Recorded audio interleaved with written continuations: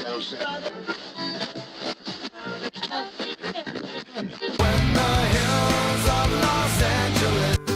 Angeles, I'm and most Hollywood nights. She goes to California, oh, California. What you say about Los Angeles? LA got the people saying,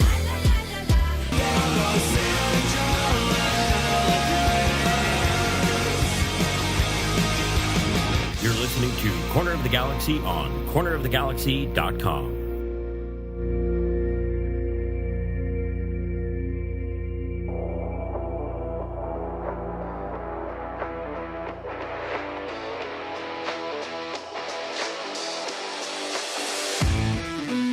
It's time for another episode of Corner of the Galaxy from the Box, the show that gets you behind the scenes of the LA Galaxy and into the minds of soccer reporters and MLS experts. Your hosts for the day are Corner of the Galaxy's Josh Guesman and LA Times soccer reporter Kevin Baxter. Let's start the show. Hello, everybody. Welcome to Corner of the Galaxy from the Box on cornerofthegalaxy.com. Coming to you on a Monday, September 27th. The LA Galaxy shut out in Austin 2-0. Worst team in the Western Conference. That's not good. That's not going to make people happy. I could see. I'm glad it happened on a Sunday evening instead of like a Friday night. Would have ruined everybody's whole weekend as it is. You just rolled into a crappy Monday. I don't know what to tell you. So I guess we have a crappy show lined up for you as well. But we're going to talk about the loss to Austin. We're going to talk and get you ready for the game against Real Salt Lake because the Galaxy bounced right back. Wednesday night game, LAFC over the weekend. A lot of things happening in rapid succession. We're going to get you stats, any updated news we can possibly get, a lot of discussion around the LA Galaxy's loss to Austin. So a lot of stuff to get to, a lot of things we want to talk about. To help me do all that, he's back, the panda himself, Mr. Kevin Baxter. Kev, how's it going, buddy? Shut up, Terry Henry. Oh, wait a minute. Wrong show. Sorry about that. Go ahead. I was telling you earlier, I was talking to Robbie Rogers this weekend, as people do, not to be a name dropper, but yes. We were speaking about Bruce, and Bruce, he mentioned Bruce Arena, and I said, he's like Ted Lasso kind of, because Robbie was talking about how one of Bruce's strengths was developing atmosphere in the clubhouse and a team camaraderie. And I said, so he's like Ted Lasso. And Robbie said, yeah, if there was a Sopranos version of Ted Lasso. I was going to say the R-rated version. It is funny, though. If you've been around Bruce enough, I feel that is an accurate description of Bruce Arena, is that he does have a little bit of Ted Lasso in him. Absolutely. Yeah. But just not the rated G version that we really see most of the time whenever we are watching, Apple TV. Well, I think of a couple of things with Bruce. One of the first times I was introduced to him, I heard a story about they were flying somewhere for one of those post-season tours where they would go around the world with David Beckham. And Donovan Ricketts was on the plane, obviously, and Bruce went up to him and said, look, we can't keep you. You're too expensive. You deserve a raise.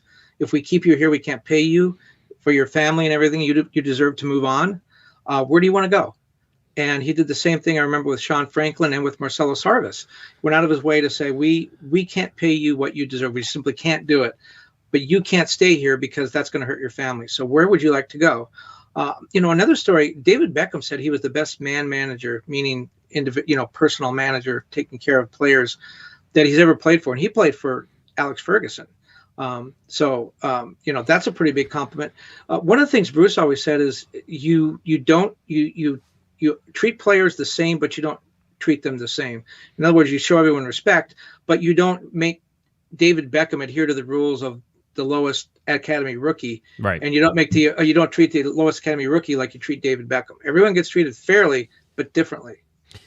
It worked. It worked for Bruce, and certainly you're seeing that again here relatively quickly whenever you look at what sort of what's been going on with Bruce over in New England and just how he's been able to put this together over and over again. To me, it's been really interesting to see the teams like Sporting Kansas City. Was it last year? Were horrible. And this year, back to sort of themselves. They had a lot of injuries last year. It was a short season, a whole bunch of stuff that sort of happened. And so SKC has sort of been going through that rebuild, right? And then you have New England, who was horrible. Bruce got there. He's got the ship righted. They're going to win the Supporters Shield fairly easily, perhaps set a new league record. Yes. Yes. Did you know they're on pace to break the points record? Yeah, of course you did, because I told you many times. Yes. And but they are, yeah. Every 2 years that record gets broken. 2017 with Greg Vanney in Toronto, 2019 with Bob Bradley in LA, and now 2021 with Bruce in New England. Yeah, it's so it's interesting to see the teams that have sort of put it together. I think if you're an LA Galaxy fan, the reason I bring that up is that teams that have most recently, and I guess I'll put this nicely, sucked. I don't know if that's nicely or not, but teams that have recently sucked, as in not in the too far distant past, are now in a position to win hardware to get there. And so it's not immediate. There's baby steps that have to be taken. And I think overall, if you're looking at what the Galaxy have done so far this year, the baby steps have been in the right direction. And they have, I think, they're pointed in a direction. Now, right, but Greg Vanney will tell you this is not the year. He said that in Toronto. Right. I was surprised we were as good as we were in 2015. That wasn't the year. And everyone in Toronto was like, wow, this is a dynasty. No, it's the first step. And I think Greg would admit that this is the first step on a much longer path. Well, I mean, he's told us over and over again as we've talked to him throughout this season. That's where I heard it. But he's told us over and over again, Kevin, and we've talked to him about it. Are you surprised at how quickly the team has come together? Yes, I didn't think we'd be this far along. Well, perhaps they weren't as far along as everybody thought they are. Perhaps they're just on pace. I just think that the start certainly has colored things and raised expectations, and now you're watching the fall. It's so crazy because we've been talking about on this show so many times, Kevin, 2019 season and how that season started out quickly, started out fast. Zlatan, you had Pavone, you had GBS sort of, it's in his second year, everything's going to fit together, everything's going to work. This is when it's all going to start, and things are going to get better. It was GBS's first year. Things are all going to get better. You can tell everything's just so much better. And then towards the end of the season, and I've even graphed it, and we've shown people on this. I've graphed it. They dove down, right? They dove down. I mean, the Galaxy right now are at their lowest point in the Supporters Shield all year. They're in 8th place overall in the Supporters Shield. They have never been lower than 7th before this week. Now, even just saying that, maybe everybody should remember that that's where the Galaxy have been throughout most of the season. Now, it doesn't matter because ultimately it's where you finish, right? And where the Galaxy finish and points totals and all that stuff is coming to a head now. We're starting to see where that's going to come out. And maybe, Kevin, it's going to show that they're going to finish right around 50, 51 points, which is sort of around what they finished in 2019. And it's sort of around what they finished in 2018. And you can go back and say, well, there's been no progress since 2018 and 2019 then. But you would then have to toss out one of the worst years in franchise history, even if it's COVID-shortened years. 2020 was a horrible season. So there has been improvement, even defensively. There's been improvement since last year. People don't want to admit that, but that's happened. So there have been steps forward, but certainly this latest 7 games winless, 2 losses now in a row, looking for 3, which would be the longest losing streak for the LA Galaxy this year, is not where they want to be. Well, they won 7 of their first 10, and as you said, everyone got very excited. They were playing really well. Chicharito was scoring a lot of goals. Now they've won just 4 times since June. Coincidentally, when Chicharito went out, he didn't, missed his first game in the start of July. They've scored multiple goals 6 times in their first 10 games. They've been shut out now in consecutive games for the first time in more than a year. But, and by the way, the loss to Austin was the 3rd time, I think, since July, they've lost to a last place team. They lost to Vancouver when they were in last place, Dallas when they were in last place, and now Austin. That's hard to do. Lose 3 times to last place team in just a couple of months. But, I still think they're going to make the playoffs, and I think I guess I guaranteed or I promised they're going to make the playoffs. Yeah, I'm pretty sure you did, yes. Yeah, I still stand by that, and I stand by it for the same reason that Taylor Twellman mentioned on the broadcast, although I came up with it first, Taylor, so stop taking my stuff, is that it's almost impossible in some ways to miss the playoffs unless you're one of those teams you talked about that sucked. More than half the teams make the playoffs. 13 teams in the Western Conference, 7 make the playoffs. So mathematically, you have a better chance of making the playoffs than you do of not making the playoffs. That's not the way it should be. That's the way it is. So then you look at the Galaxy. They're in 5th place now. They have 38 points. Look at the standings here. Look at the teams behind them, the teams that are outside the bubble. You have LAFC, Vancouver, San Jose, Dallas, Houston, and Austin. Oh, thank you. Nice graphic. Yes, you're welcome. And then you have Minnesota and Real Salt Lake between the Galaxy and the people outside the playoff line. Do you really think the Galaxy are worse than those teams? They're not. They're better than Vancouver. They're better than San Jose. They're better than Dallas. They're better. I mean, I know they've lost to these teams, but I mean, when you look over the long haul, they're better than all those teams. The only one that possibly could come up from that group, I think, that could come above the line would be LAFC, and they would, they'd have to deal with Salt Lake and Minnesota first. I just think the Galaxy are a playoff team because they're better than the teams that are right now below the line. clearly they're not going to do it if they don't get better. And we talked before this 3-game road trip, which was Minnesota, Austin, and Real Salt Lake. And I think we're in agreement, something like 5 points. We thought they'd get at least 5 points out of this. They're not going to do that because even if they win on Wednesday, it's only 3 points. So we missed the mark on that. They do have to turn things around. But I know you were going to mention, Greg Vanney actually was not as suicidal after the loss in Austin as we probably thought he should have been. I mean, it wasn't even that he was. And by the way, I fully expect that this makes a Galaxy fans angry whenever I say that Greg Vanney was not irate and he was not panicked and he saw improvements against Austin. And I know everybody, as soon as you say that, how can you possibly say that? You lose 2-0 to Austin, and the worst team in the Western Conference, a team that was that their third win at home all year, I think, and a big away crowd there. Yeah, and I heard from a lot of people in Austin how impressed they were. Ton of LA Galaxy fans. Yeah, a ton of LA Galaxy fans traveled. And they saw as many goals there as we did, and we didn't even go. Yeah, we didn't even. Well, that usually happens. So it's just, you have all these things, but you have to see it from Greg Vanney's perspective, and I think it's important that we separate the result from the gameplay, right? And if you're a coach, you live and die by results. Everybody agrees that, right? You are judged on results. It doesn't matter how pretty you play, the whole deal. But what Greg Vanney's trying to see, Kevin, is he's trying to see this advance. He's trying to see the Galaxy take steps forward. For the second game in a row, overall, the LA Galaxy were very close on expected goals to their opponent and yet still got blown out. So, this is a little bit probably of karma coming back from the earlier season where we saw the LA Galaxy winning games where they didn't have the expected goals edge. And so you're seeing a lot of these things. Now, that being said, I don't think that Greg Vanney, and I know he didn't say that they played perfectly. We can play some audio from him, certainly, but he's not in a panic mode. And Larry wrote a nice little follow on Jonathan Dos Santos, because Jonathan Dos Santos...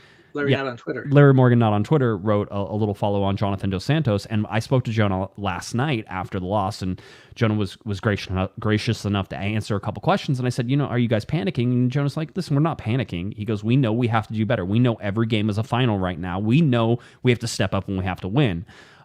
So he's very well aware of that. But Kevin, everybody's like, well, Larry titled his article, Dos Santos not panicking. Dos Santos says the Galaxy aren't panicking. And they're like, well, they better be panicking. And I'm like, no. Like, whenever I think of panicking, I think of the scene in The Office wherever Dwight sets the fire and everybody starts running around and nobody's doing anything constructive and they're just panicking. That was on last night. See, it's one of the best episodes by far of The Office. And so they're doing that. That's what I see. Nobody's doing anything constructive. Everybody's just yelling around with their hands up. They're like breaking things. Nobody's working in concert. They're not trying to solve problems. They're not trying to do anything. That's panic, right? And I made the analogy as well, is that if you're an airline pilot and you lose an engine, if you're up there just pressing buttons and panicking and doing everything, well, then you kill everybody on the plane.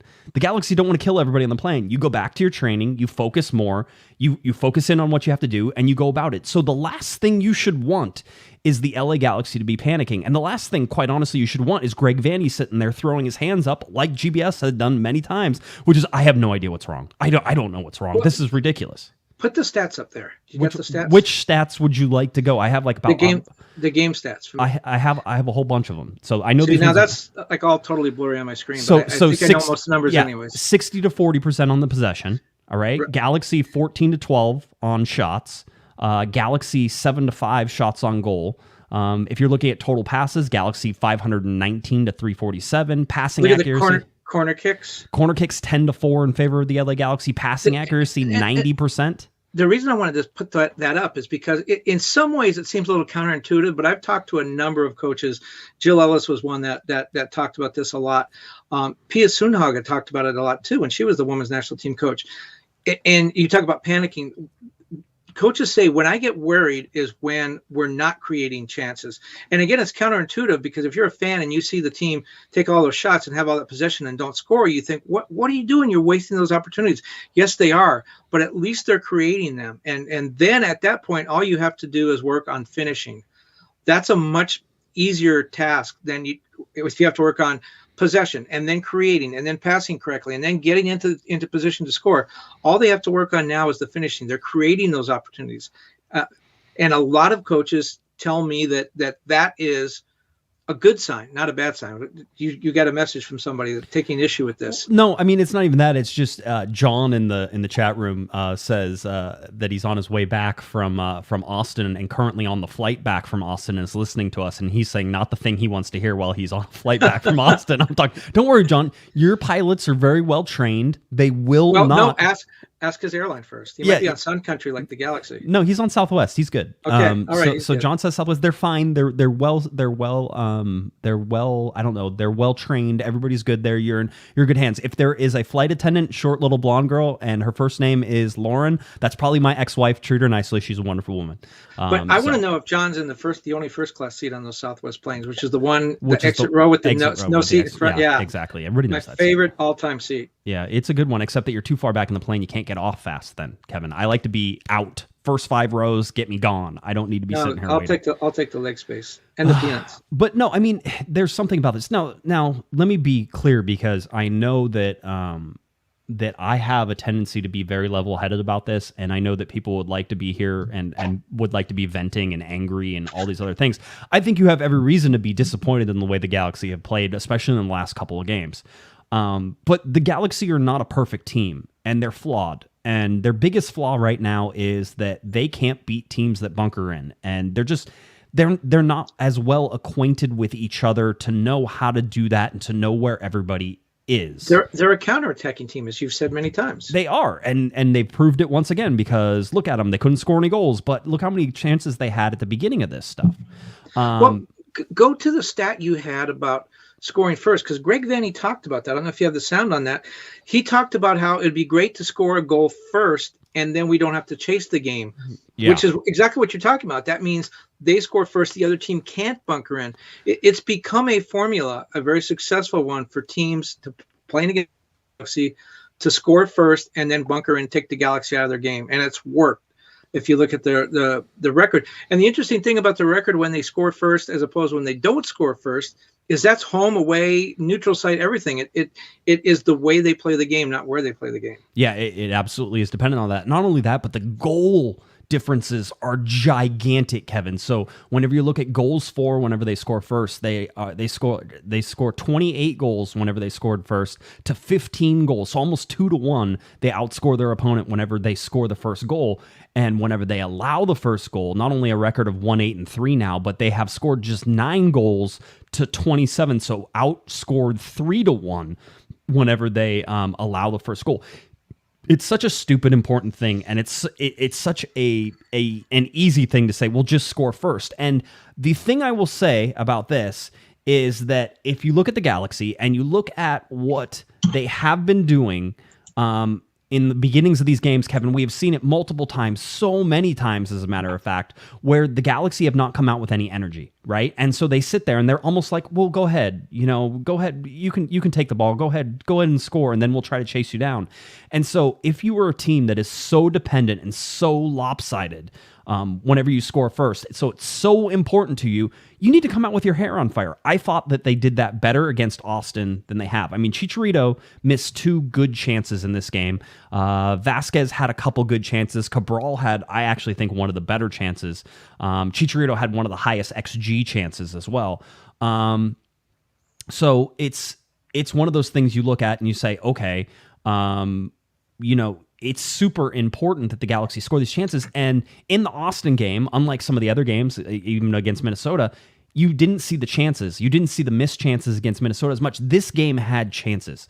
And whenever I talked to Greg Vanney after the game, I asked him, sort of about things. He talked about execution. That was his big thing. He said, listen, I was happy with the possession and I was happy with the passing. He thought that for one of the first times in recent memory, Kevin, is that he thought that there wasn't possession for possession's sake, that the Galaxy were trying to move people around and were having success doing that. It was just the final ball and the final shot that was not happening, right? Look at what the Galaxy did in the second minute whenever they got Victor Vasquez to flick the ball forward to Chicharito, and Chicharito tried to toe poke it in.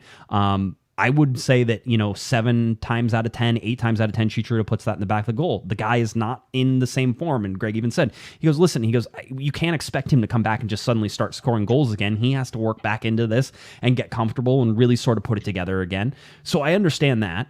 But when you look at the lineup as well, I mean, are we sitting here and saying that, supposedly this was a 4-4-2. It was not a 4-4-2. Victor Vasquez played a free role in this and was able to go basically anywhere he wanted. So Cabral actually ended up being more of a forward than Victor Vasquez, but Vasquez was able to go anywhere he wanted. So I thought Vasquez and Chicharito, I thought that was a good way to get Cabral on, Raveloson, Dos Santos, Leggett. The thing that I think people are maybe questioning a little bit is you have 2 defensive midfielders in this, right? And so with Raveloson and Jonathan Dos Santos, you're saying, well, no wonder you couldn't score. You had 2 defensive midfielders, but you had Vasquez in there who was playing more of that number 10 role, that cam role. And so he's there to be able to provide and offset the 2 defensive midfielders. Villafana started and had to come out. He had a hyperextended knee. He was replaced at halftime. And quite honestly, that cost the LA Galaxy because Nico Hamalainen certainly had some problems on the outside with Diego Fagundes coming at him. And I thought Villafana did a much better job with that. Steres and Koulibaly and Araujo back there. Jonathan Bond back in goal for the first time. Should mention Sebastian Leget's 150th regular season appearance. We talked to him about that before the game. That's good. So, again, you look at these things and I sit there and go, you can complain about them not scoring goals, and I think you should. And you can't lose to the Western Conference basement dweller, right? You can't lose to the team 3 times. Yeah, that is holding up the rest of the conference whenever you do that. You can't do that. That's why it's unacceptable. Now, you could get a draw out of that, and you would have been a disappointing draw, but you would have got a point. It would have helped you move forward. Things would have been a little bit better. But you can't go there and just get blanked. And so for me, I can see the frustration building for the Galaxy. People are trying to say, Kevin, do you think it's a lack of leadership on the field, off the field? It's really funny because you mentioned if they would have got a draw, it would have been a disappointing draw, but it was a point. I remember saying to the lovely and talented Mrs. Panda when it was 1-0, I said, "Oh man, this is really disappointing. The Galaxy need to at least get a point. If they don't get a point, even that's going to be disappointing. But if they don't get a point, it's going to be terrible." And then the second goal was scored, and she goes, "Well, what do you do now?" Sort of the whole thing about why coaches say, this is not a must-win game. But I think what you were just talking about kind of makes my point in that. Chicharito, his shot wasn't where he wanted to put it, but he got the shot. They got a lot of opportunities. They just didn't finish. And Greg is absolutely right. It's the execution. They got the ball right where they wanted to, and then they just didn't finish. And again, that's a much easier problem to diagnose than to go back and say, okay, we got to learn how to pass the ball forward. We have to learn how to get the ball through the midfield.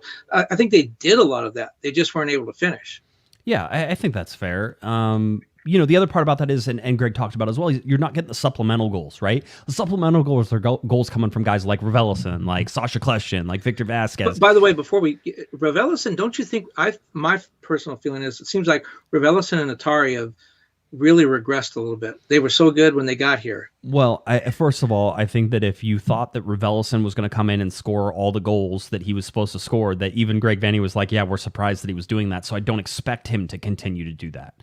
And so, there's something about that he's supposed to be more of a solid pinpoint. I will tell you this. I think Raveloson being paired with Jonathan Dos Santos is not a good pairing for him. And, I'm starting to wonder, and I think it's a fair wonder, whether or not the Galaxy, have to pair them together at all. I thought, as much as we've been pounding on Jonathan Dos Santos throughout this season, and I think it's warranted, by the way, I think that he has been missing in action for most of this year whenever it comes to all sorts of different things that he's supposed to be doing. He was injured for a while. He comes back. He seems to disappear in games. I will have to say that I thought him playing against Austin was actually one of his better games. I thought he played well. I thought defensively... Listen, the defense is what the defense is. Okay, I'm not going to sit here and tell you that the defense is amazing. It's not. But you can't ask that defense to be perfect either, Kevin, right? You can't ask them to pitch shutouts all the time. They're not going to be able to do it, especially with this team that likes to cheat forward, that likes to go forward. I mean, Sega Koulibaly thinks that he's, loves to dribble down the middle of the field all the time. I think you're right. I think Raveloson has regressed a little bit. But again, I would look at personnel pairings with that as well. For me, Jonathan Dos Santos seems to be playing himself and seems to have already played himself out of any sort of contract extension or anything else for next year. I think he knows it, and I think that there's not the same level of intensity maybe that you'd expect for him. Him being the captain, maybe that's a problem, Kevin. Maybe it's not. I don't think it is, because I think he's a professional. And we talked about leadership. Victor Vasquez, Sasha Kleshtin, Chicharito, Dan Steres, Jonathan Dos Santos. I mean, there are plenty of Sebastian Lletget. I wanted to put him on there as well. There are plenty of leaders on this team to lead this team. The guy wearing the armband, you would hope, can do that as well, and I think he can. But you're getting the last drops of Jonathan Dos Santos right now. It doesn't feel like you're getting anything more than that, and I don't know what you're going to expect. Having said that, I thought he played better. I thought he played a good game yesterday. I thought this was one of his better games. He had an assist that Chicharito should have buried. It was the highest XG percentage shot out of all of them. It came in the second half. It would have given the LA Galaxy a goal. He was wide open. It was a good run. Everything was perfect. And Chicha, I mean, listen, he didn't flub the header, but he didn't hit it in the best spot. Was that the diving header that went right at the keeper? Yeah, that one. And then he had the one in the second minute, like I said, that he also had there. So he had two relatively good shots that you would expect him to make on a lot of those. Kevin Cabral, I mean, there's a big argument between Kevin Cabral and Sam Grandsir and who you start and who comes off the bench and blah, blah, blah, all this other stuff. I'll say for as many chances I think as Cabral gets and doesn't convert, Grandsir somehow seems to get chances but also doesn't convert. So I'm not really sure which of those guys you want to start and which of those guys you want to come off the bench. And for me, Grandsir coming off the bench is a huge change of pace whenever he comes on. Now, I like Cabral in that position too. Bring him off the bench and let him go, because he's got sort of this smooth pace and you're running against tired legs, fresh legs, tired legs. I like that change as well. I'm scratching my head though, Kevin, because if you're going into this game, right, and the LA Galaxy goes 0-0 at halftime, I thought that they controlled the danger for the most part. The new striker for Austin is Gite. I thought he was really good in that first half of just holding up play and releasing pressure and doing some different things, but I didn't think he was necessarily that dangerous. He had the one run where he made it all the way down the field, that type of thing. And then he scored that goal coming up in the second half. And that, again, we've talked about it. Once the LA Galaxy give up a goal, they can't counterattack anymore. They're not very well at, they're not good at creating and dissecting defenses. Austin's like, we can just suck back now and play counterattack. And the Galaxy, because they like to cheat forward, will give teams chances to counterattack. So I didn't have a problem with how the Galaxy were playing up until that point. And I thought for sure a goal was coming, seeing the chances that were created. For Cabral, and here's the big thing for me with Cabral, and two things. One is going to be the Joveljic sub. If you're going to bring Joveljic... Way too late. I think Joveljic should have started, frankly. I mean, you could. What happens if you start Joveljic, though? You're going to start Joveljic and Chicharito. So you're going to put one of the guys who's in the midfield on the bench. So who are you going to put on the bench? You're going to have to. One of the two defensive midfielders. Again, why do we need two of those? Right, so you're going to put Jonathan Dos Santos on the bench, right? Probably. I mean, that's what I would do if we're being realistic. But again, I thought Jonathan Dos Santos created some chances. And so I would have seen that. And I think I like Lletget on the wing. I don't hate that. I think that he is a good presence on here. I know everybody wants to go after Sebastian Lletget for some reason. I've seen him have a very workman-like season. It's nothing flashy. I'm sure you'd want him to be better. All those things are sort of there. But at the same time, you can see the Galaxy are struggling to finish these chances, and Sebastian Lletget is that guy who sort of puts the ball in to allow people to finish things. Well, you look at the way he plays with the national team and the way he plays here, and the two Gregs use him in different roles. And I think Greg Berhalter is having more success with Sebastian Lletget, and that's not meant to be a criticism of Greg Vanney. They have different personnel and they play different styles. So Lletget has to fill different roles. I think he's much more effective, or at least much more noticeable, when he plays for the national team. I thought Taylor Twellman made another good point when he talked about the difference between Grandsir and Cabral too, where Cabral's kind of a one-trick pony. It's his pace. That's his big tool. And as you mentioned, maybe it's better to have him come off the bench with that pace, because then he's doubly fast against tired legs. Cabral can do, or rather, Grandsir can do a lot of other things, but he's a good ball handler. He maybe tracks back a little bit better on defense. He does a lot of different things. One of the things that's interesting though is Greg Vanney's used 29 players this year, and we know about the injuries, international duty, guys coming in. Remember, Ravelison, Joveljic, Atari. A lot of these guys were not here at the beginning of the season. You know, only 11 players have played more than half the available minutes this year.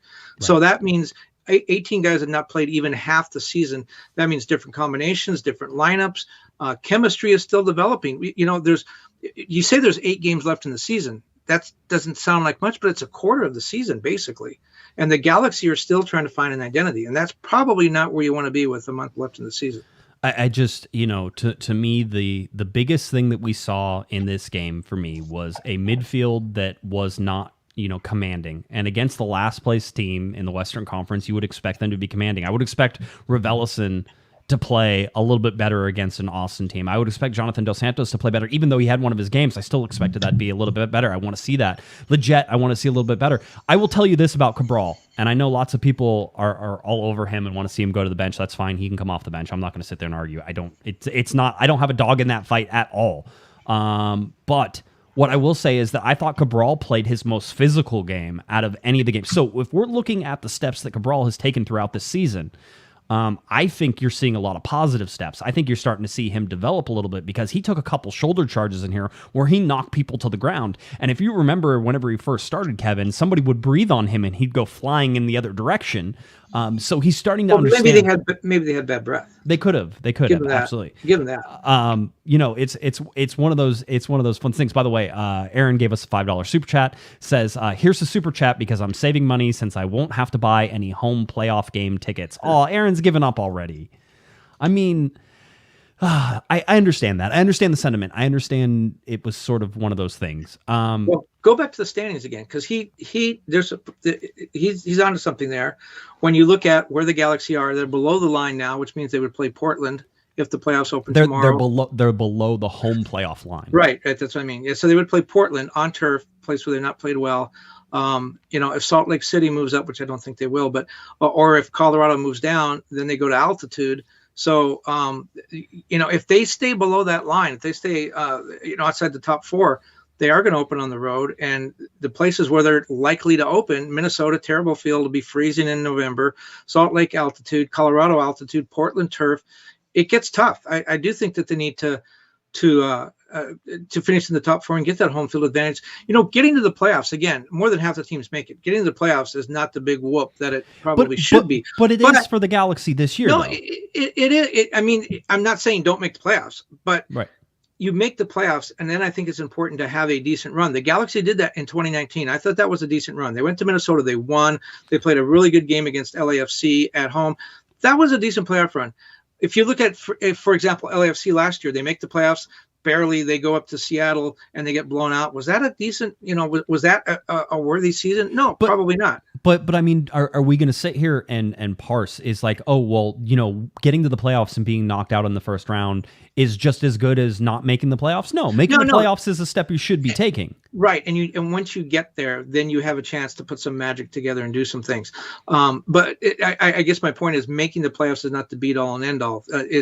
Once you get there, it would be nice to do something. By the way, Larry Morgan, not on Twitter, did not send any money into any super chat or anything, but he did text me and say, in his opinion, the Galaxy are playing not to lose rather than playing to win. And he thinks there's a difference in that. There is a difference in that. I don't know. I think, you know, again, I'll listen to what Greg is saying, and I'll take that with a grain of salt. I think he should take some real criticism for the Dejan Joveljic sub. 80th minute is whenever they brought in Dejan, already down 2-0. The Galaxy at that point are what? They're trying to scramble the last 10 minutes. I mean, realistically, what are you saving Dejan for if you're not going to say that he's starting against RSL and Chicharito's coming off the bench? I fully believe that based on what we've seen from the lineup and how it's going, that Dejan's going to start against RSL on Wednesday night and that Chicharito's going to come off the bench in that one. Now, having said that, Dejan's a young kid. He has plenty, unless there's an injury we don't know about, and I don't think we have heard anything. In fact, I know we haven't heard anything. Unless there's an injury, that we know about. There's no reason that Dayon can't play 45 minutes and 45 minutes. Now, I don't think you needed to bring him on to start the second half. I think that the Galaxy were in a position to still be controlling that game in the second half, but he should have made it with 25 minutes to go, 30 minutes to go. You can't tell me Dayon can't play 30 minutes tonight and 90 minutes on Wednesday. When was the second goal? It was like 78 minutes, right? It was like 78 minutes, so he came on after that second goal. I think he was at the scores table before the goal. I think he was supposed to come on before the goal. I don't know that for a fact because 79th minute was whenever Gaines. So I think he was supposed to come on when it was 1-0, and then the goal happened, and Vanney went ahead with the substitution. I see another good thing about Cabral though is I love his hair. It's really cool. I mean, he's got the best hair in the league. If he can start scoring, his style will be outstanding. But that's a big if right now, Kevin. And I think that he missed one of the best shots of the night, or best chances the Galaxy had. It won't show up great on XG, but he got a ball on the inside left-hand side of the box, was able to stop, cut it back on his right-hand foot, on his right side foot, and kick the ball. Now, if he's feeling confident, he puts that ball outside the post and he tries to hook that back in, because if you're feeling confident, that's the shot everybody's waiting for, because you know the goalkeeper has the angle, so the only place really that you can take it is outside that post and curl it back in. By the way, it's like a bread and butter shot. That's one of those shots you have to have. And what do you see from him instead is that, he hits the ball right to Stuver, the goalkeeper. So, I look at the stats. I can understand where Greg Vanney is coming from. And this is where we have to divorce. If you want to talk about how the LA Galaxy played in this game, then you have to say that they had some chances, they blew those chances, and because they blew those chances, they put themselves in a position to lose this game, and they did lose the game. The fact that they weren't able to score certainly kept them from getting any points. I know that's an obvious thing, but you still didn't score a goal. There's no goal was had against a defense that is as bad as your defense. We talked about that on the lead up on Thursday night. That was not a good defense. I will say I think Austin got better now that they have that number 9. Gite, I thought he played well, and I think they're going to do well with him. And then they got the young Austinite, the kid from Austin, the very first player from Austin to score in Austin. That was kind of fun to watch too, if you weren't already crying in your beer because the Galaxy were losing 2-0 at that point. So all of those things, I can see that, but here's where you have to be realistic as well is, hey, Greg Vanney, you didn't get 3 points. You didn't get 1 point. You got blanked at a game where 3 points was a very real possibility, and most teams in Major League Soccer were able to do that. So if this isn't a regression, and I've asked Greg and sort of said, are we seeing a regression? What's the difference? I actually had to go and clarify things with him after this game, because I just wanted to make sure that I understood sort of his positioning on this stuff. He's saying that the only difference right now between the first 10 games and these last 7 games is that the LA Galaxy were executing on the offensive side. That whenever they execute, they score goals, and whenever they score goals, they can win games. And the stats prove that to be true, even if it's a simplified version of that. We understand that. But the corollary to Greg's talk about we're making progress, we're getting chances, we're attacking, we're building up some good, we're winning the statistical battles. The corollary to that then is the players saying, but we're not being rewarded for that. We have 2 goals in the entire month of September. We're winless going back to August 17th. Yeah, that's great, Greg. That's great that we have possession, that we're getting all these shots, and Chicharito has 3 chances that he can't put away. That's great, but we're not being rewarded, and we're getting frustrated. You tell us we're doing everything right, or we're doing most things right, and now we need to learn to finish. That's fine, but for the players, they're trudged back on that plane. They got to fly to Salt Lake. They haven't won a game this month. They've only scored 2 goals.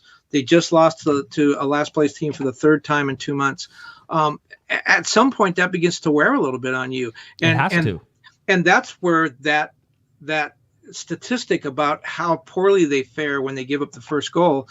Let's say they go to Real Salt Lake and there's some colossal mistake in the first 5 minutes, an own goal, whatever it is, a freak goal, and it's 1-0. They're done. Exactly. The mentality can't handle it, right? Because they're too fragile right now. Yes, you're right again. For the second time in consecutive weeks, you've said something right. I just have to cut you off in order. No, you're right, and they are fragile. I think it was important. Jonathan Dos Santos said afterwards, and again, you can always find, and I do my best to try to do these. I think I missed one all year. Is the full media call afterwards. you can check that out and listen to Jonathan Dos Santos. And Greg Vanney said it too. In a way, I think JDS was a little bit more blunt with it though. Kevin, he was like, "We need a win. We need a win. However it happens, one win will get us on track because we think we're playing." Yeah, he's like, "We think we're playing okay." So it's one of those things. By the way, eSuper says, "How long was GBS's longest losing streak?" Oh man, I love it whenever people ask me things that I know the answers to. It was a lot. So in 2020, the longest losing streak for the LA Galaxy was 6. Now, is this losses? This or is winless? Losses. Okay. So I can't track winless. There's too many things for me to try to That's look right. at. That equaled the second worst in history. Yeah, It is, yeah, because 06 was when they lost 7 in a row. That was right like now, September, October, right before he got fired. Yeah, and by the way, these are single season losing streaks. I will never try to track it between seasons because you all can figure that out on your own. But anyway, looking at this, the LA Galaxy this year have only lost 2 games in a row. That's it. They're in danger of having their longest losing streak. They've tied it right now with 2 games. I think they've only done that one other time, though, Kevin, whenever you look at it. So they've only lost back-to-back games twice this year. Look at those statistics during the Bruce years. That's amazing.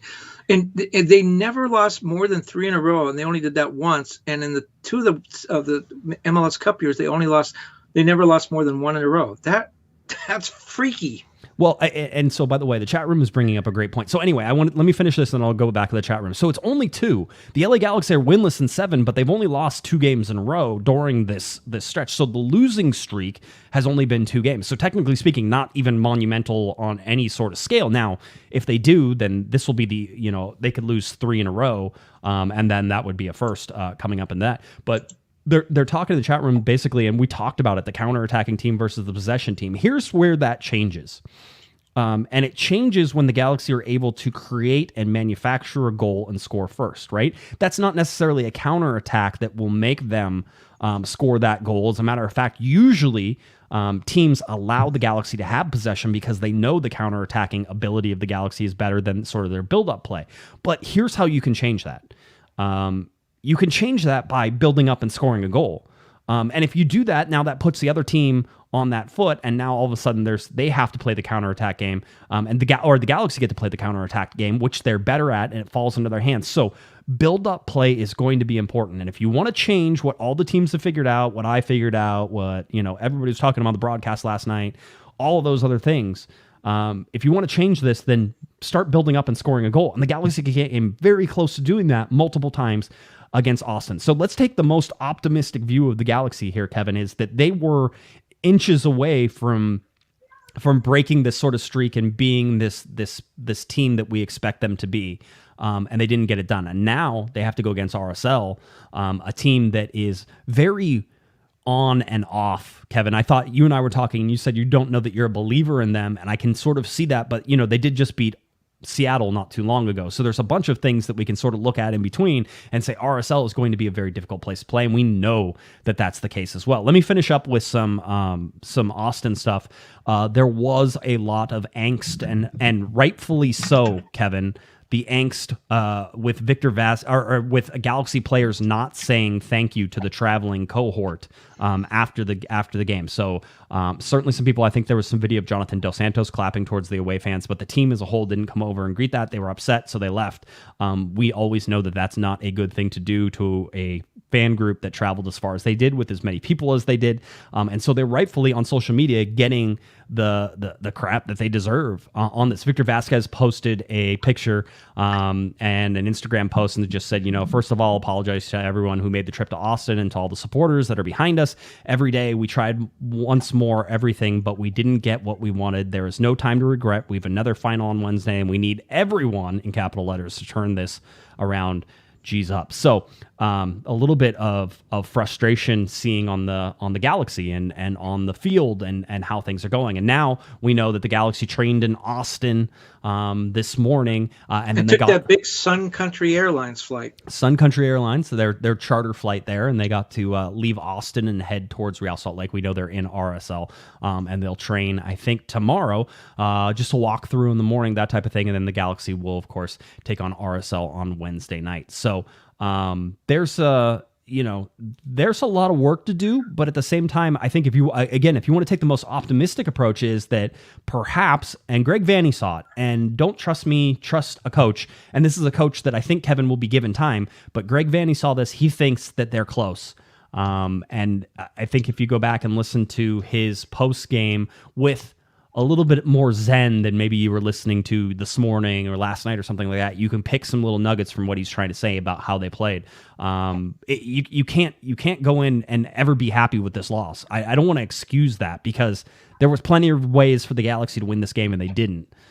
So it's like this half one again, divorcing the results from the gameplay. Yes, maybe you can feel a little positive, but on the results side, Kevin, Galaxy are only 5 points from dropping out of the playoffs. It's not that hard to see them out of the playoffs if they continue to lose games like they are, continue not getting wins, because they need a couple wins. A couple wins would cement them into the playoffs. But a couple of wins in well-placed wins, and all of a sudden the LA Galaxy are back where they're supposed to be, and I think everybody can breathe a little bit. But, you talk about that 2-game losing streak, and that's the longest of the season. But remember, in the 7-game winless streak, they've had two-game losing streaks. They started with 2, now they're losing 2. Yep. So when you look back to those Bruce years when they lost 1 in a row, that was the worst they ever did. That's amazing. But in this 7-game winless streak, they've only gotten 3 points. Yes. That's 3 out of 21 points. Yep. And they've only fallen in that period. They've only fallen a couple of spots in the standings. They're still right at the line of having a home playoff berth. I mean, that's the good news, is that you can be that bad for that length of time and still be in the hunt. Hey, you want to play some LA Galaxy bingo here? I went through and looked at the Western Conference, just to sort of, again, prove that the LA Galaxy are not the team, not the best team, right? And we know that. I don't want to set unrealistic expectations for them. What happened at the beginning of the year was actually pretty historic to start the year in terms of how quickly they started and sort of where they are. There was one of the best starts in team history, but also similar to 2019. This has matched 2019 very well, unfortunately, I think, for the LA Galaxy. But in 2019, the LA Galaxy made the playoffs. They beat Minnesota. Things were a little bit better. You're taking steps forward there. But if you are sitting here and you want to play some LA Galaxy bingo, I will tell you that in a year where we thought perhaps the LA Galaxy were better than they were, the Galaxy have now lost to every team in the Western Conference save 3. So there's only 3 teams the LA Galaxy have. 2 of them they play this week. And 2 of them come up this week. So you have they have not yet lost to Real Salt Lake. They have not yet. Yeah, they drew them and they beat them. Right. LAFC, they drew them and they beat them. And then Houston, they drew them. At home, right? I think that's what they did. I'm pretty sure. So, and they still have to go to Houston to play a game, which will be different. So, out of the 13 teams the LA Galaxy have in the Western Conference, the other teams, the only teams that they haven't lost to are Real Salt Lake, LAFC, and Houston. And they drew all 3, so that means they have given up. They have conceded points to all 12 conference teams they've played. They have. Now, it was funny, we were talking in the Discord today, and they're like, everybody plays the same schedule, blah, blah, blah. I'm like, well, actually, not everybody plays the same schedule. I go, as a matter of fact, I can guarantee you the LA Galaxy have played a more difficult schedule than Seattle. And they said, no, everybody gets the same. And listen, there's some mixes and matches in there. I'll even give them that for the most part, it's as balanced as it can be within the conference. It's not, but it's close enough. But you know why the LA Galaxy play a more difficult schedule than Seattle? Because they're not as good as Seattle. Seattle plays a lot of games where they are the better team, right? The LA Galaxy don't play as many games where they're the better team. So if you want to be good, you should try to be the better team. That's right. Then you will have an easier schedule. This is wow. I know. But it makes sense too, right? Because some of these teams are better than other teams, right? If you're Austin, you have one of the toughest schedules in all the Western Conference because every week you're playing somebody who's better than you. Nick Saban has a really easy schedule up there at Alabama. Yep. Exactly. Now you're starting to get it. There are these differences. There are these things. But it's like you look at New England, what New England's doing over in the Eastern Conference. Guess what? Super easy schedule for them, right? Not only are they the best team in the conference, certainly the points say that. Maybe they're the second best team. I still argue Nashville might be better than New England, but Eastern Conference is Eastern Conference. But not only that, but they do play in the weaker conference as well. So New England has, would New England still be winning the Supporters' Shield if they're in the Western Conference? I'll tell you this, it'd be a lot closer than it is right now. So All of those things can sort of matter. That's why there's going to be a big asterisk. If Bruce does this and sets the record, he deserves all the accolades he gets. But there's going to be a huge asterisk. Didn't play Seattle. Didn't play Colorado. Didn't play Sporting Kansas City. Didn't play LAFC. Didn't play Galaxy. This is why I am in favor of having 2 supporter shields, one for the Western Conference and one for the Eastern Conference. Even then, it's not a balanced schedule, and even then, I will argue and say it's not a balanced schedule. But it means more if I won the Eastern Conference and Seattle won the Western Conference. By the way, if you watch the Seattle Sporting Kansas City game, I thought Seattle was head and shoulders better than Sporting Kansas City, which leads me to believe that there are 3 or 4 good teams in all of Major League Soccer: Seattle, Sporting Kansas City, and they're at the lower end of that. Nashville and New England, to me, are the ones that are sort of there. So that's what I see whenever I see this. We're never going to have a balanced schedule here. The country, I mean, it's easy to do it in England, where everybody in the Premier League plays everyone else home and away. It's perfect. It's balanced. Everything's fair. That's the best way to do it. This is a continent-sized country. We're going to have 30 teams in a couple years. You can't have 60 games in the season. That's just not going to happen.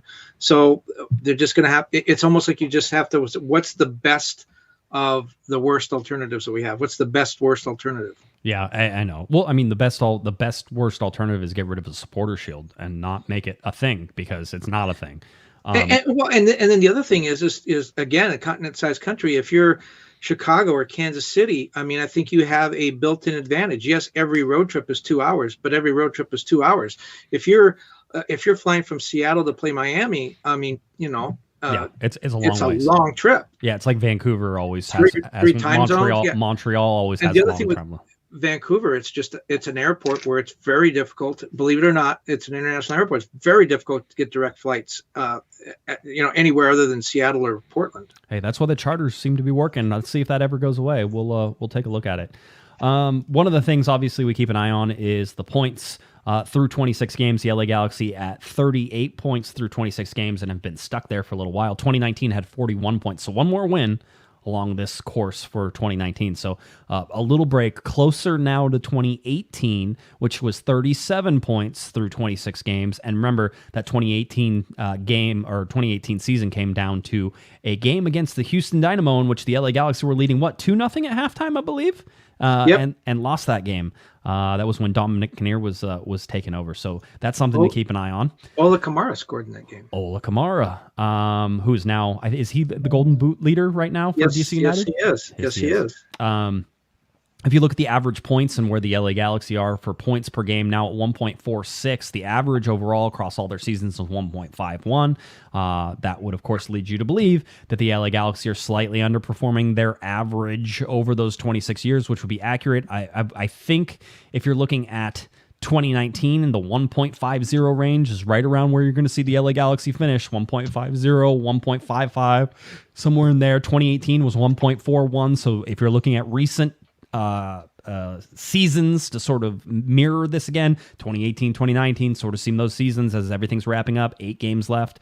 We've talked about that. Showed you a little bit of schedule while we were talking about some other things, but the LA Galaxy coming up, RSL, 6:30 p.m. on Wednesday night. Then they will travel home. They, of course, have Landon Donovan Day, where his statue will be unveiled in Legends Plaza.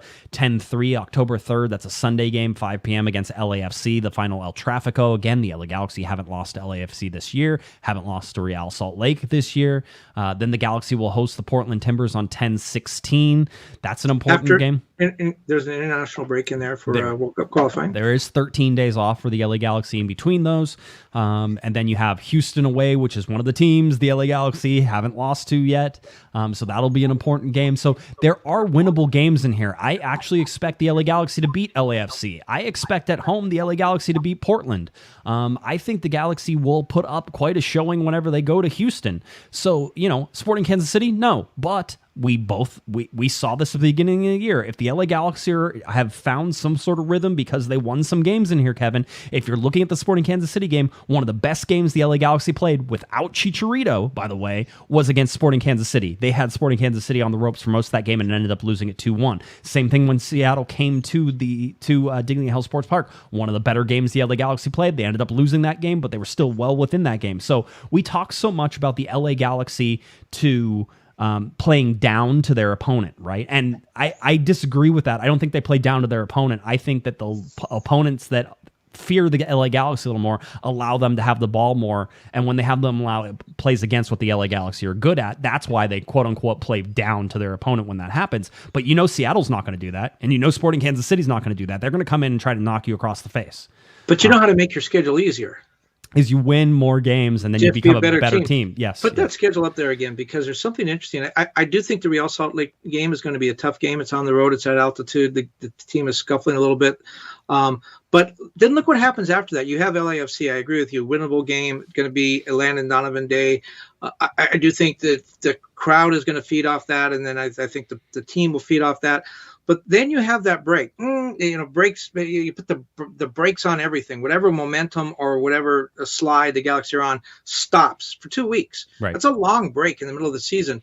And I mention that because then they come back with Portland at home, a game that's winnable, a game that will be very important because that's a 6-point game when you playoff advantage. Whether Galaxy might have to go to Portland and play on turf, or whether that game would be here, a 6-point swing. Then you have Houston and Dallas, two teams at the bottom of the standings. You could see where the Galaxy could be on a 4-game unbeaten streak heading into that Kansas City game, and then Kansas City, Seattle, and Minnesota to finish the season.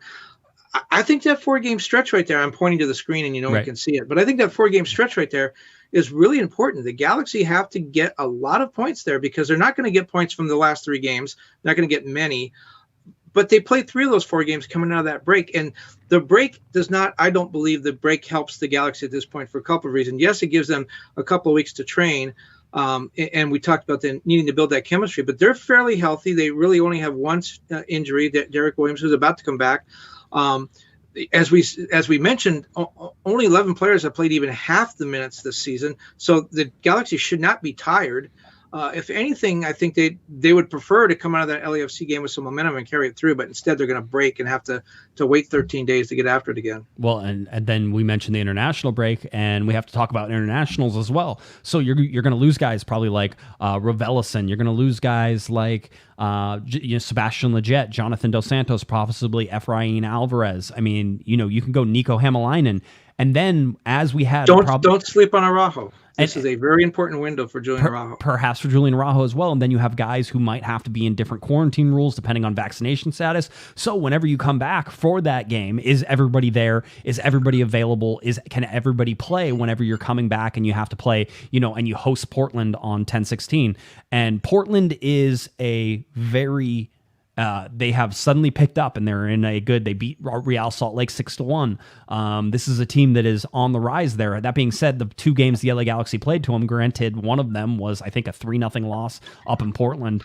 Could have been 4-0. I don't remember, but that was the Derek Williams red card game. That was the game that fell apart after that red card. Yeah, exactly. I don't know that you can really draw many conclusions from that game. Except that I thought the Galaxy played well whenever they were 11v11, and then they beat them pretty handily. So maybe they have Portland's number. Portland is a change team. They've gotten better, and certainly they're there. I do not believe at this point that Portland is better than the LA Galaxy. They could be whenever it all is said and done and they go to play, but that's where we're going. Let's talk a little bit about Real Salt Lake game here before we get out of here. Galaxy Wednesday night, Rio Tinto Stadium against Real Salt Lake. This is a 6:30 p.m. television start time, a 6:38 p.m. kickoff time.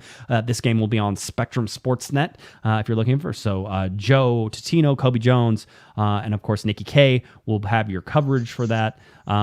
This is it's another interesting game. We talked about it. The LA Galaxy haven't lost to RSL this season. The LA Galaxy going at least the last 3 back have not lost to RSL, so they're undefeated in the last 3 games against Real Salt Lake. The last time they played them on July 21st was a 2-2 draw, and I think the Galaxy scored first, and Salt Lake came back, and then Salt Lake scored and had the lead there, and then the Galaxy came back to tie that game.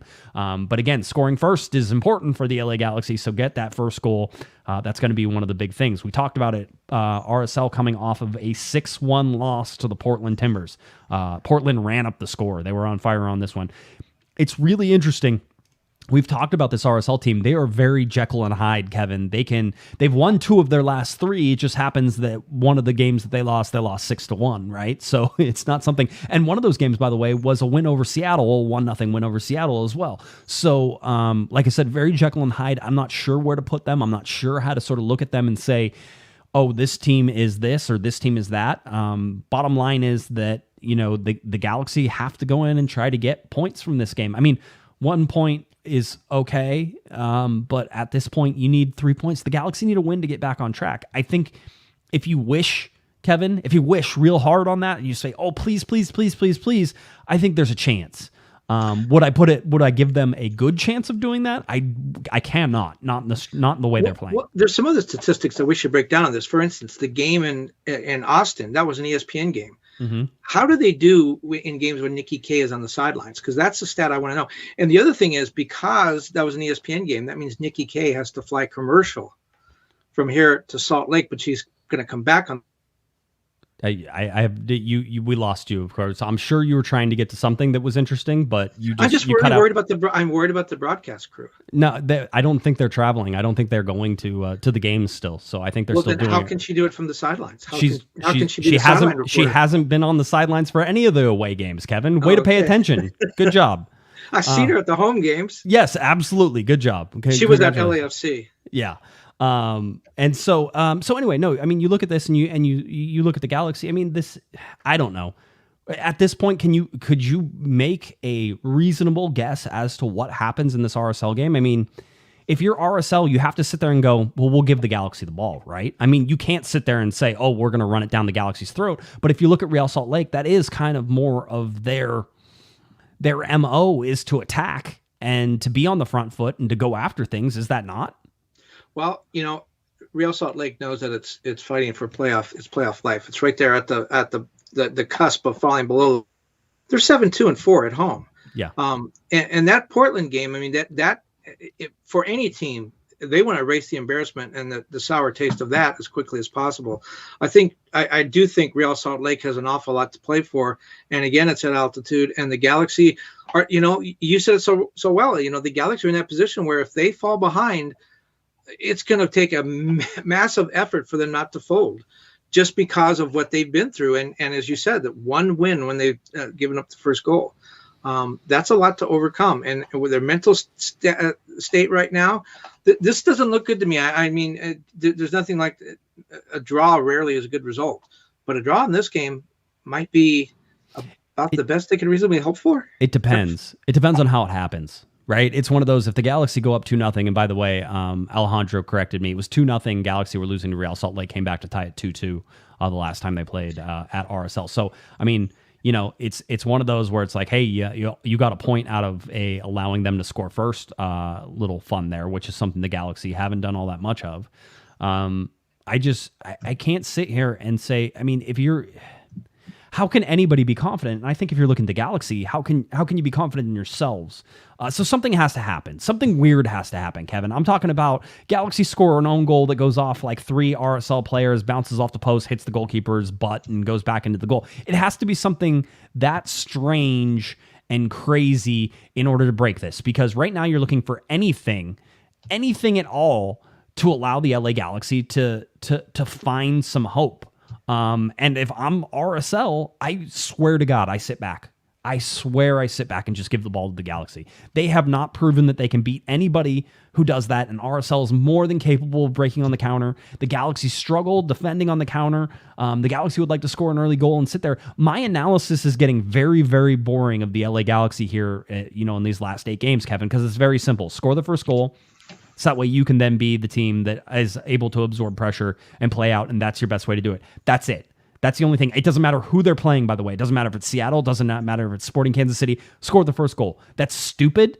That's pedestrian whenever you think about like that type of analysis. But tell me, looking at the LA Galaxy, that anything else works. Well, and it's not as stupid as your analysis that if you win, you have a better schedule, easier schedule. That is true, though.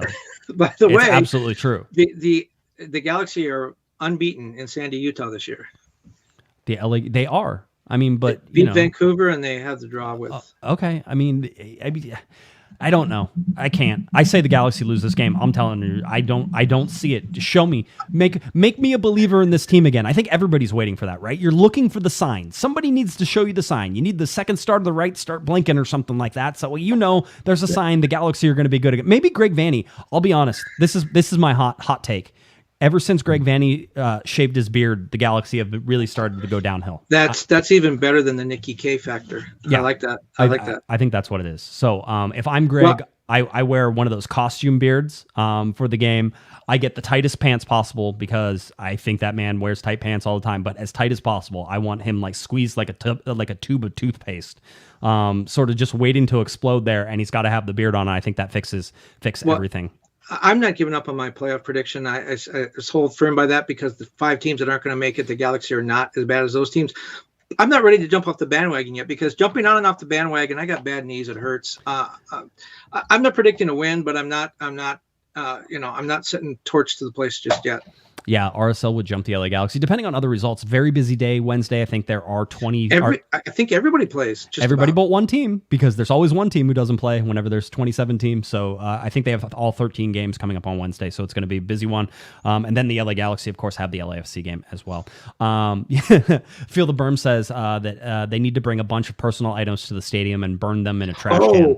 That's exactly what they need to do. I agree. And then drink a bottle of tequila. That is, if that isn't already happening, like who's in charge of that? Is that Zach? Is Zach supposed to be the one who procures the trash can and tells everybody to bring their personal items? What's so funny? I was talking to Amanda Cromwell, the coach at UCLA, and she said that they actually did that last season.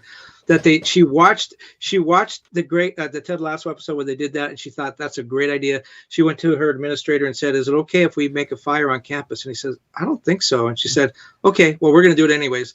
And they did, and then they went deep into the NCAA tournament. It helped them. Before we go, I want to have a little conversation as well, though. You have an LA Galaxy team that started off really well, and I think that Greg Vanney gets a lot of credit for that. And maybe some of that's undeserved. And it's not like a mean thing to say it's undeserved. It's just that maybe the Galaxy weren't as good as everybody thought they were. And so that's the thing. So you have the LA Galaxy team now to this stumbling. Kevin, if they stumble into this playoffs, or even if they stumble out of the playoffs in the end, then there's going to be a lot of consternation with the fan base, right? Even though there has been some, I think, very positive movement for the LA Galaxy from 2020 to 2021. There's going to be some worry from LA Galaxy fans. The Galaxy fans are going to want blood. Somebody's going to have to be a sacrificial lamb. Now, we have been paying close attention to Dennis Kloese and whether or not we know the LA Galaxy have an option on his contract and whether or not they're going to keep him for another year.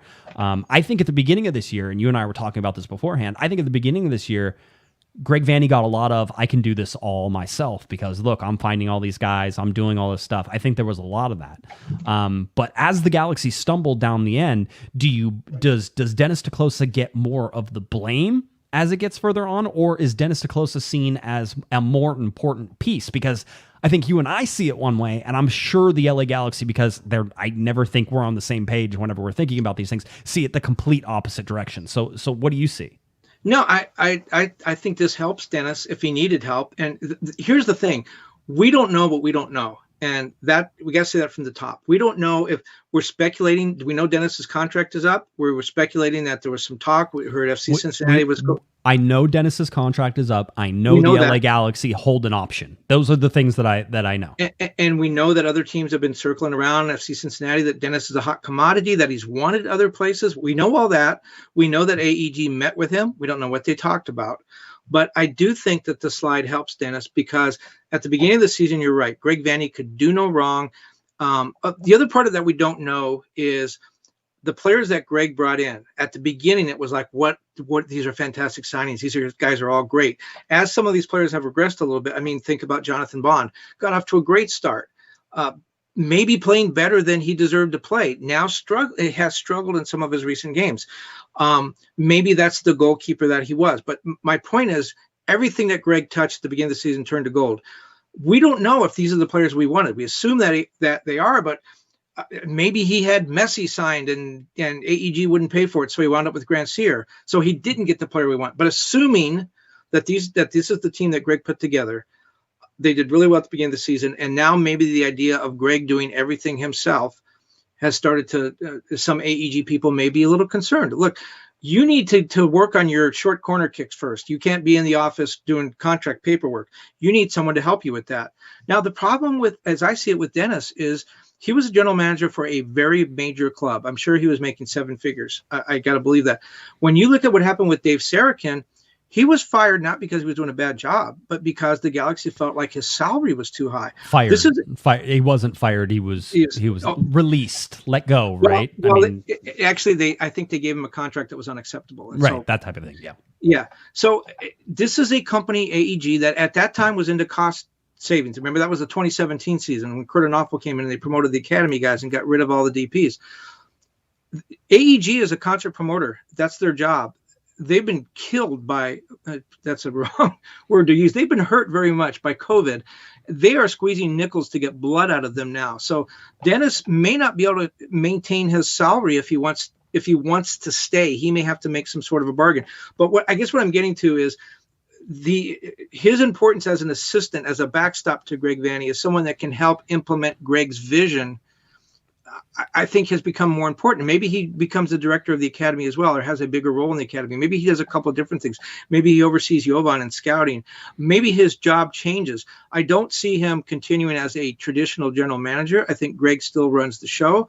But I think now, rather than Greg and Dennis discussing some sort of move and then Greg doing what he wants, I think maybe now Greg comes into Dennis and says, we need to do this, we need to do that. Can you help me implement this strategy? But I do think that Dennis's stock has risen. I do think that now the Galaxy look at this and say, this may be a little bit, this transit, and it may be just a transition, maybe for 1 or 2 seasons. We know that when Greg came into Toronto, he had a very good general manager. When that guy's contract was up, he was out and Greg did everything himself and he succeeded. They may look at this as, you know what, this is a little bit too big a lift for you to do in one season by yourself.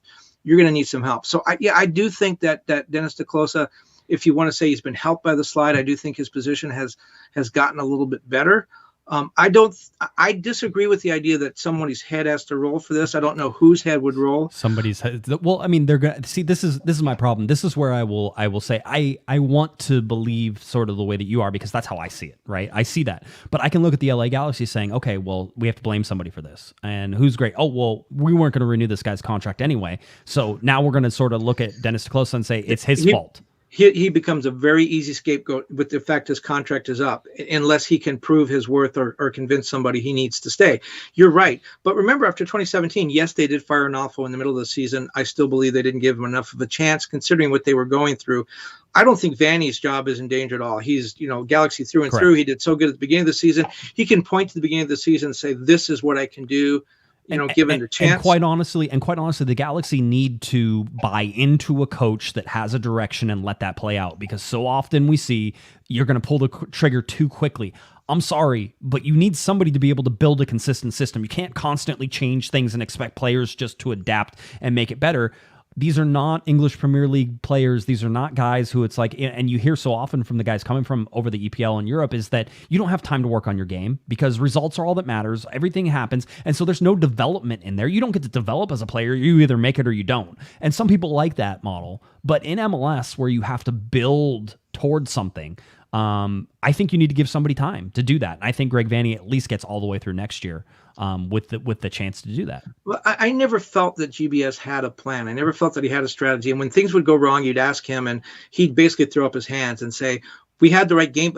How many times did he say this? We had the right game plan. We had the right strategy. It just didn't work. Yeah, we didn't execute, or that type of thing. But it was more like, I don't know what's wrong, and I don't know how to fix it. And we heard afterwards that his solution seemingly, and this is from people I've talked to, seemingly was, well, you need to run more, you need to run faster, you need to try harder. Faster. Yeah, I heard that from one player. Who said he sits on the sideline and screams, "Run faster." But Greg, whether or not I'm not in the locker room. I don't know what he says to the players, but what he says to us, he seems to understand what's going wrong. Now, he hasn't been able to fix it, but he seems to have a plan. He seems to be implementing some things. He seems to be frustrated about things not going the way they want. He seems to be showing some emotion. So, yeah, I mean, and again, he can point to the beginning of the season and say, I can do this. I don't know that GBS, other than the beginning of the 2019 season, the first couple of months, which I guess you could equate with Greg. I don't know whether he really had that sort of a string where he could say, give me the chance and I'll make this work.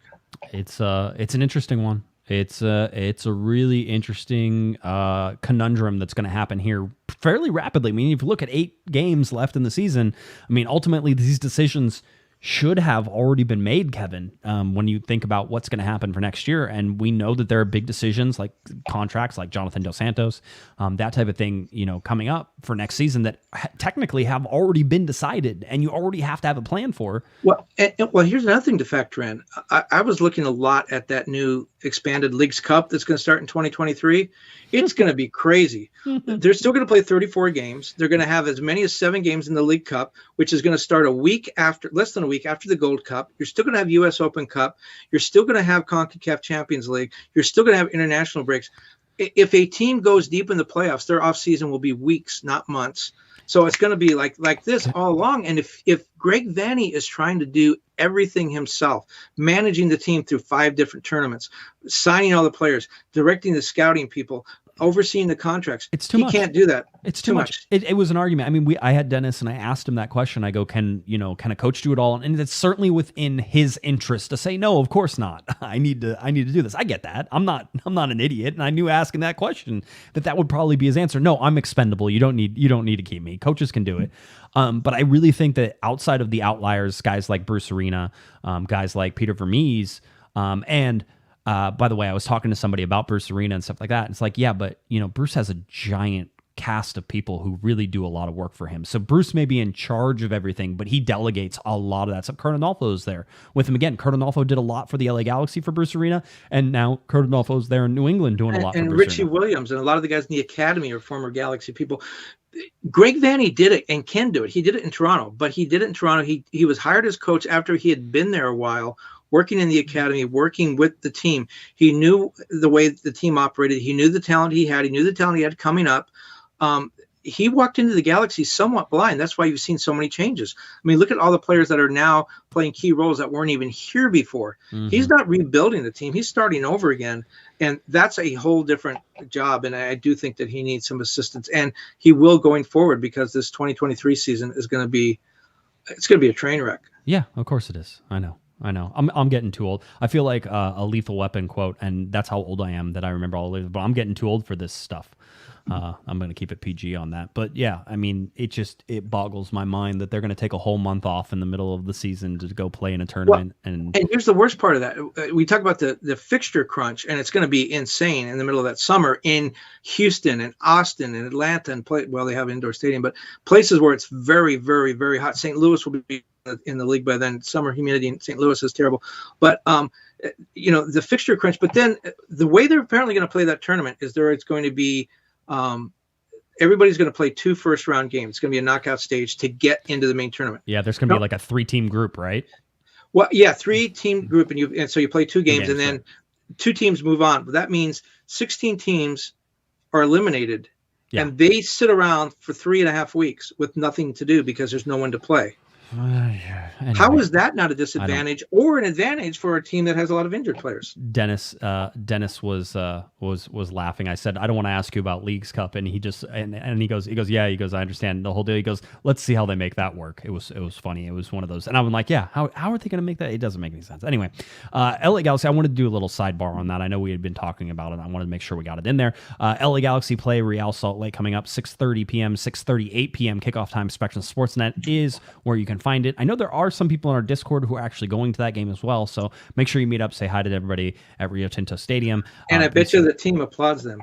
I bet that they do. Absolutely, 100%. Kevin, anything else you want to get to, or we good? Yes, last thing about Leagues Cup, the best thing is that all the 4 semifinalists will all be Mexican League clubs anyway, so it doesn't matter. Okay. Well, MLS will be all out of it by then. Well, I'm glad that you have such optimism for the Leagues Cup, and you're just a ray of sunshine. Thank you for that as well. So not only does it take a month away, but there'll be no results for Major League Soccer teams. Yeah, exactly. It doesn't matter. Yeah. Okay. Good. I'm looking forward to the rule changes that come out with an added DP and an extended salary cap in order to account for all of this schedule congestion that they think that they're going to be able to force on everybody. It'll be fun. The CBA is going to have to be reworked or something like that. I don't know. We'll see. All right.